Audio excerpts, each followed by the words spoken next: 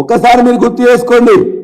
మీరు రేవంత్ రెడ్డి గారు మీరు మాట్లాడింది, మీరు మొన్న ప్రభుత్వంలోకి వచ్చే ముందు రైతులకు మీరు ఏమి ఇస్తారో ఒక్కసారి మీరు మాట్లాడి మీరు చూపిస్తాను.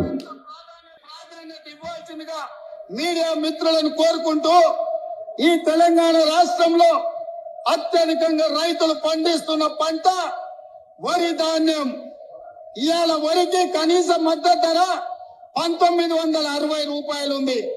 కానీ కేసీఆర్ చేతిలో రైతులు మోసానికి గురై ఇవాళ దళారులు మిల్లర్లు 1200కు 1400కు కొంటున్నారు.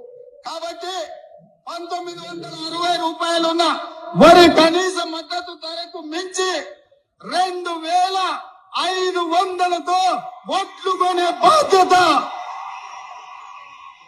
2500కు క్వింటాల్ ఒట్లు కొనే బాధ్యత కాంగ్రెస్ పార్టీ తీసుకుంటుంది. అదేవిధంగా మొక్కజొన్న గిట్టుబాటు ధర రాక రైతులు చనిపోతున్నారు. ఇవాళ కనీసం మద్దతు ధర 1870 రూపాయలు ఉంది. కాంగ్రెస్ అధికారంలోకి వచ్చి 2200 రూపాయలకు మొక్కజొన్న కొనుగోలు చేస్తుంది.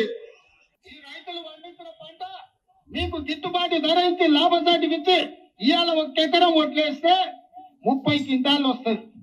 30 క్వింటాల్కి 540 రూపాయలు ఎక్కువ వస్తే 15,000 ఇవాళ ఎకరాకు అదనంగా కాంగ్రెస్ పార్టీ చేయదలుచుకున్నది. ఇదే కాదు 1500 రూపాయలు 2500 రూపాయలు ఇస్తా అని చెప్పేసి వారు నమ్మ పలికింది. క్వింటాల్కి 500 రూపాయలు అదనంగా బోనస్ను ప్రకటిస్తా ఉన్నారు. మినిమం సపోర్ట్ ప్రైస్ కాకుండా అదనంగా 500 రూపాయల క్వింటాల్కి ప్రకటిస్తా ఉన్నారు. ఇది ముఖ్యమంత్రి గారు ఎవరైతే ఇప్పుడు రేవంత్ రెడ్డి గారు ఎన్నికల మేనిఫెస్టోలో చెప్పిండ్రు, రైతు మీటింగ్ అని చెప్పేసి రైతు డిక్లరేషన్ చెప్పి వరంగల్లో చెప్పిండ్రు.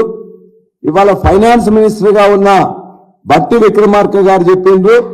ఇంతమంది నమ్మబలికి 500 రూపాయలు ఇస్తానని చెప్పి మొన్న వానాకాలం పంటకు కూడా ఇవ్వకుండా మళ్ళా ఇవాళ యాసంగి పంట వస్తే కూడా యాసంగి పంటలో 500 సంగతి వదిలిపెట్టి కనీసం 700 రూపాయలు ఇలా రివర్స్ లాస్ చేసిందంటే నిజంగా ప్రజలందరూ కూడా గమనిస్తున్నారు, రైతులు గమనిస్తున్నారు.